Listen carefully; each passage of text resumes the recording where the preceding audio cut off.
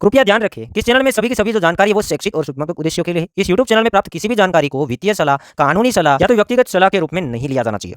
जय हिंद दोस्तों।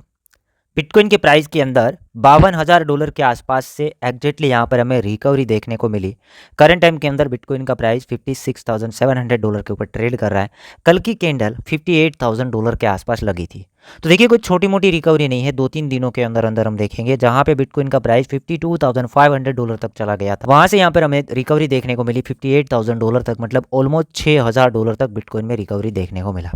अब दोस्तों हम कुछ ऐसी बातें करने वाले हैं कि बिटकॉइन के प्राइस के अंदर और हमें रिकवरी या तो वोलेटिलिटी, पंपिंग डंपिंग देखने को मिलेगा, क्योंकि इस सितंबर महीने के अंदर काफ़ी क्रिप्टो रिलेटेड भी न्यूज़ आने वाले हैं, काफ़ी अमेरिका की तरफ से भी बड़े बड़े बयान आने वाले हैं।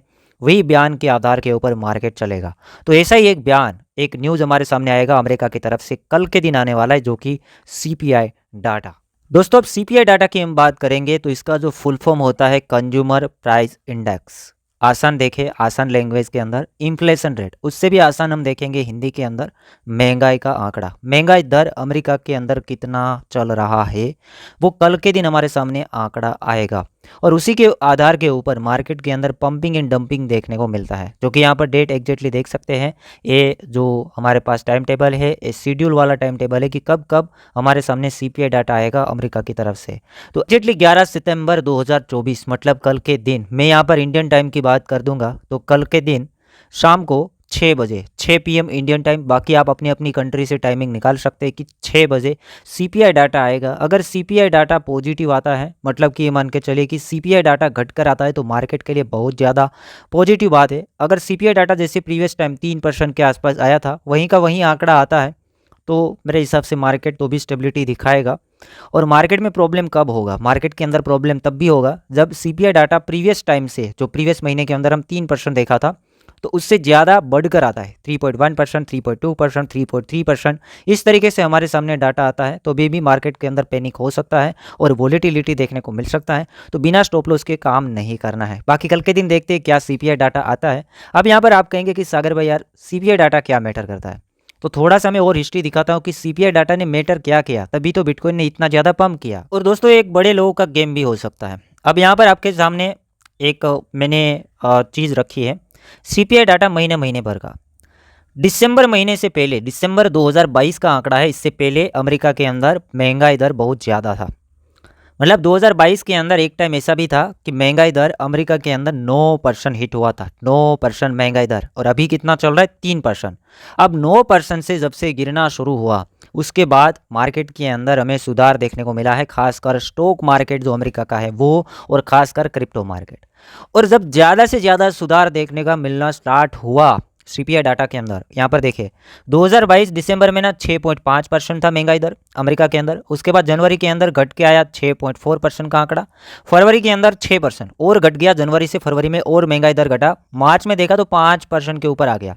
अप्रैल में देखा तो 4.9%, मई में देखा तो 4%, जून में देखा 3%, जुलाई 2023 में देखा 3.3%, अगस्त में देखा 3.7%, सितंबर में देखा 3.7%, अक्टूबर में देखा 3.2%। मतलब ये मान के चलिए कि 2023 अगस्त महीने के बाद 3% के आसपास ही चल रहा है। कभी 3.3 आता है, कभी 3 आता है, कभी 3.4 देखा है। बट यहाँ पे अमेरिका के जो फेड है उसके चेयरमैन ये चाहते हैं कि हम महंगाई दर को 2% के ऊपर लेके जाने वाले हैं।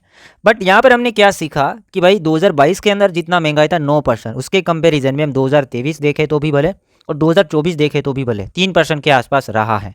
अब चार्ट देखते हैं बिटकॉइन का कि भाई दिसंबर के बाद महंगाई दर बहुत तेजी से घटा है। दिसंबर 2022 चार्ट देखते हैं तो दोस्तों आप यहाँ पे बिटकॉइन के अंदर एग्जैक्टली देख सकते हैं कि बिटकॉइन के अंदर दिसंबर 2022 से यहाँ पर क्या हुआ है। लास्ट वाला महीना था भाई, बॉटम भी लास्ट वाला था। उसके बाद कुछ पॉजिटिव चीज़ें देखने को मिली, CPI डाटा, महंगाई दर।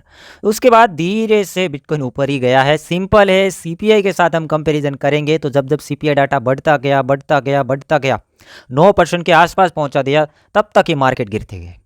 जब से CPI डाटा, महंगाई दर घटता गया, तब से मार्केट ऊपर गई है। और जब से स्टेबिलिटी दिखा रहा है CPI डाटा, फिर उसके बाद देखेंगे तो वो डाटा का उतना ज़्यादा इम्पैक्ट मार्केट के अंदर नहीं पड़ रहा है जितना पहले पड़ा है।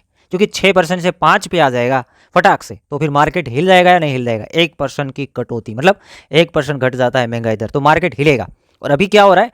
3% होता है तो 2.9% आ सकता है या 3.1%। ओनली फॉर 0.1% या तो 0.2% ऊपर नीचे हो रहा है तो मार्केट में भी उतना ही कुछ होगा। और अब ज़्यादा महंगा इधर रहा भी नहीं है तो मे बी पॉजिटिव, हम पॉजिटिव है, बट शॉर्ट टर्म के लिए कल के दिन मार्केट के अंदर वॉलेटिलिटी आ सकती है।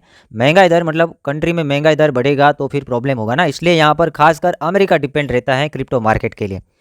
और कुछ कहूँ तो दोस्तों, जब जब सीपीआई डाटा बढ़ता है, महंगाई बढ़ती है, तो तब लोन महंगे हो जाते हैं अमेरिका के अंदर। लोन के अभी हम परसेंटेज की बात करेंगे तो 5.5% के आसपास लोन आप वहाँ लेने जाएंगे, मतलब वहाँ के लोग अगर लोन लेंगे तो उसे 6 से 7% में पड़ेगा, क्योंकि जो बड़ी बैंक है वो छोटी बैंकों से 5.5% लोन अभी ले रही है। और हम 2021 की बुल रैली की बात करेंगे, उन टाइम के अंदर अमेरिका के अंदर लोन बड़ी बैंक कितनी लेती थी, छोटी बैंकों से 1 से 1.5%। तो लोगों को आसानी से 2-3% के हिसाब से लोन मिलेगा। अगर बड़े लोगों को लोन मिलेगा तो वो मार्केट के अंदर पैसा डालेंगे, अगर वो मार्केट के अंदर पैसा डालेंगे तो मार्केट में बुल रैली आएगा। सिंपल। अब दोस्तों यहाँ पर अभी लोगों की नज़र कहाँ पे है, सीपीआई डाटा के ऊपर, उसके बाद एफओएमसी की मीटिंग के ऊपर। जैसे यहाँ पर सीपीआई डाटा हमारे सामने आ जाएगा तो देखिए सीपीआई डाटा 11 तारीख ये पुराना यहाँ पर पोस्ट है, ठीक है। उसके बाद 19 तारीख को इंटरेस्ट रेट का आंकड़ा आएगा कि क्या वहाँ की जो बड़ी बैंक है फेडरल रिजर्व, क्या वो ब्याज दरों में कुछ चेंजेस करती हैं। अभी बहुत महंगा कहलाता है अमेरिका के अंदर लोन, 6-7% ज़्यादा होता है, क्योंकि अमेरिका में मोस्ट ऑफ देखा है मैंने प्रीवियस 2021 में 1% के ऊपर आ गया था आंकड़ा, तो तब बहुत बड़ा बुल रैली चल रहा था। तो ये लोग अगर अभी 5.5% है उसमें से कुछ कटौती करते हैं तो मार्केट के लिए पॉजिटिव होगा या नहीं होगा, तो ये भी लोग वेट कर रहे हैं। बट अभी हमें ये देखना है, अगर महंगा इधर कम रहेगा तो फिर लोन कटौती होगा।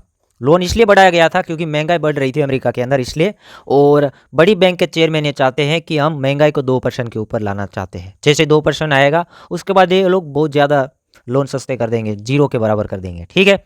तो यही है मार्केट के अंदर कि भाई सीपीआई डाटा, एफओएमसी, ये सभी चीज़ें वही हैं, उसी के आधार के ऊपर कुछ मार्केट चलते हैं।